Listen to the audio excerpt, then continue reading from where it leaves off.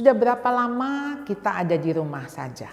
Seperti ini tidak pernah kita alami sebelumnya. Kalau berlibur pun, saat-saat liburan paling hanya 1 minggu, 2 minggu. Tapi sudah beberapa bulan kita di rumah. Dan kita masalahnya tidak boleh keluar dari rumah kalau tidak penting. Jadi kita akan ketemu dengan orang yang sama, yaitu anggota keluarga dan 4L, lu lagi, lu lagi. Di situ terjadi konflik dan konflik akan meningkat. Karena apa? Karena kita akan melihat keburukannya, kejelekannya. Dan itu sesuatu yang tentu kita tidak harapkan. Pasti kita kesal. Dan kalau kesal, Anda marah. Dan ketika Anda marah, stres. Oleh karena itu, pandemi ini bukan hanya berdampak kepada kesehatan fisik saja, tetapi juga kesehatan psikis. Orang-orang makin banyak keluhan secara fisik yang disebabkan dari psikis. Berapa banyak rumah tangga yang tambah retak, konflik lebih banyak terjadi, bahkan berujung kepada perceraian. Demikian juga dengan sibling, kakak dengan adik, yang sehari-hari mereka biasanya bertemu dengan teman.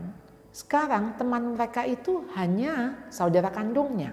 Yang satu iseng, yang satu cengeng. Tiap hari terjadi pertengkaran, keributan, berebut ini dan itu.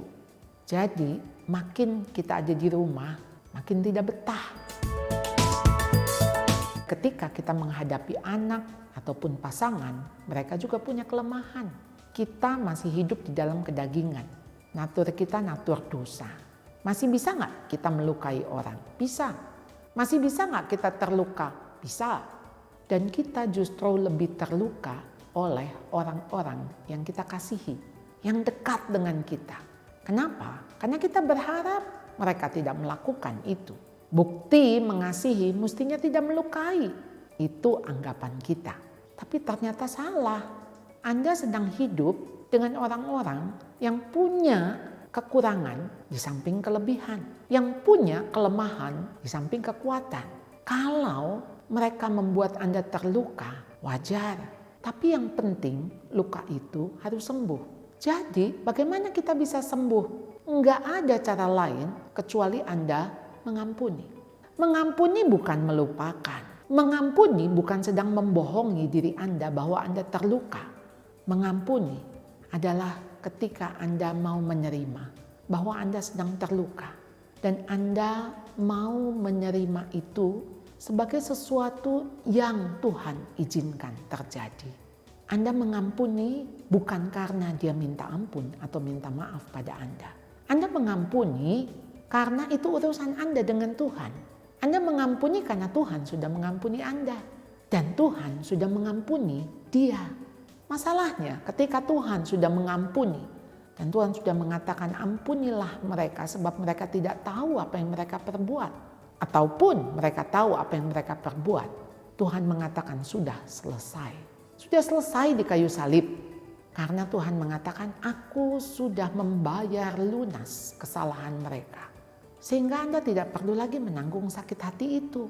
Kalau Anda tidak mengampuni, artinya Anda belum menerima anugerah pengampunan dari Allah.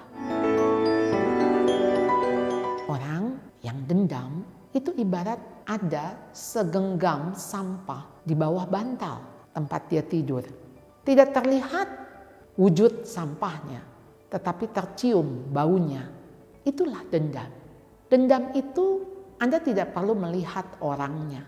Setiap kali mengingat orang itu, Anda akan kesal, timbul sakit hati. Dan sudah pasti tidak ada sukacita. Sudah pasti tidak ada damai sejahtera. Oleh karena itu, sakit hati harus diselesaikan. Selesaikan dengan siapa? Dengan dia. Dia belum minta maaf? Oke, bukan itu tahapannya. Tahap pertama, Anda selesai dengan diri Anda. Caranya, Anda datang kepada Tuhan. Anda mohon ampun kalau Anda belum bisa mengampuni. Hanya karena anugerah pengampunan yang kita terima, itu yang memampukan kita mengampuni orang-orang yang bersalah kepada kita.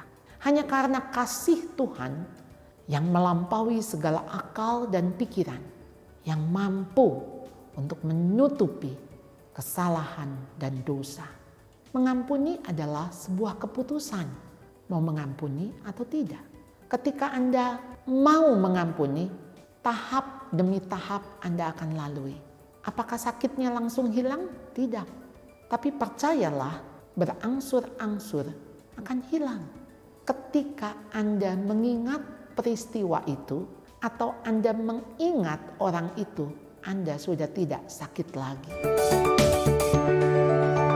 Mengampuni bukan demi orang yang bersalah terhadap kita.